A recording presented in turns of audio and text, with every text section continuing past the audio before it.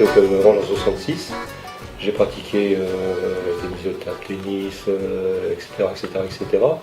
Et je pense avoir fait mes premiers pas être entré dans le labo photo la première fois. Je devais avoir 17 ou 18 ans.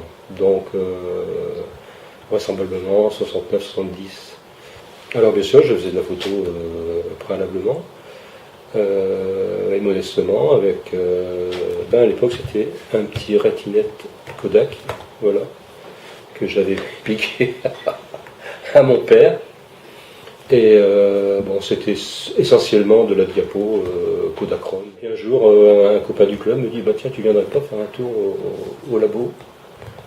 Et puis me voilà parti au labo, et puis j'ai découvert le labo, et puis ça m'a plu immédiatement. Essentiellement dans un premier temps la photo de famille, des paysages, des choses relativement simples, pour apprendre les bases et puis évoluer.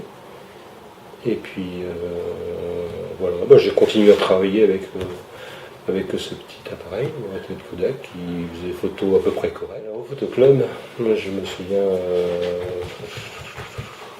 de Jean-Pierre évidemment, Christian,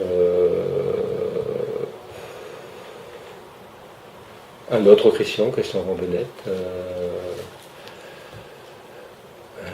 dénommé Jean-Pierre Grosmy,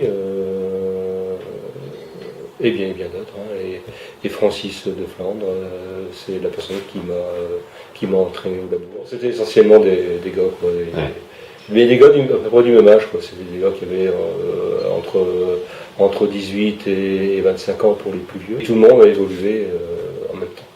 Dans un labo, il faut être très précis, très méticuleux et très propre. Donc la blouse s'impose, qu'elle soit blanche ou pas, mais bon, quand celle-ci était blanche, elle devenait vite orange, marron, voire plus foncée. C'est donc Gérard Hasbrook et Claude Dujeu qui ont initié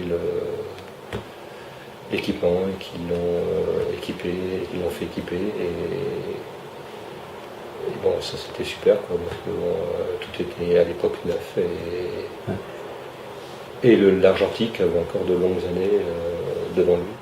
Les concours, la participation aux différents concours a dû intervenir au début des années 70 ou vers le milieu des années 70.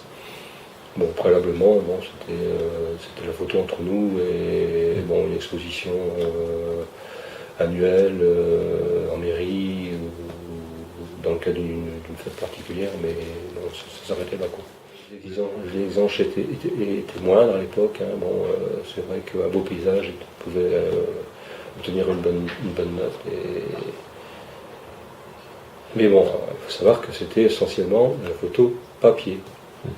Donc ça partait collé sur du carton. Et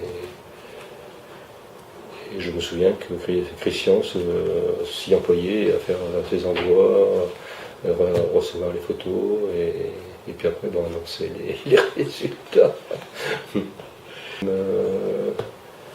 Pendant une bonne dizaine d'années, encadrer l'activité photo alors que j'étais employé au foyer Brossolette. Donc j'accueillais donc des adultes le jeudi soir, le samedi matin, était réservé à la diapo, je me souviens, la diapo, ou la mise sur papier de diapo par le possédé Cibacron, qui était un truc excellent, mais très cancérogène, on l'a su, hyper dangereux. Et le mercredi, forcément, c'était le jour des jeunes, et tout naturellement, j'avais à la photo des jeunes qui avaient pratiqué un peu le tennis, un peu toutes les activités qu'on pouvait proposer au foyer Brossolette, et que j'amenais au labo. Et puis c'est comme ça qu'on a vu arriver Vincent Schrick, on a vu beaucoup d'autres.